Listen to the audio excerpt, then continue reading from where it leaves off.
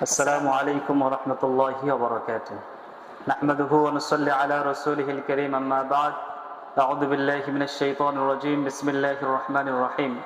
إن عدة الشهور عند الله 12 شهرا في كتاب الله يوم خلق السماوات والأرض منها أربعة حرم. صدق الله العظيم.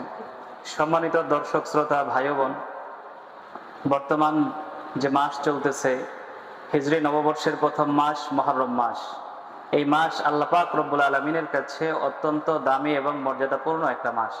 আল্লাহ তাআলা কুরআনুল কারীমের মধ্যে হারাম তথা সম্মানিত যে 4টা মাসের কথা বলেছেন, এর মধ্য থেকে অন্যতম একটা মাস হচ্ছে মুহররম।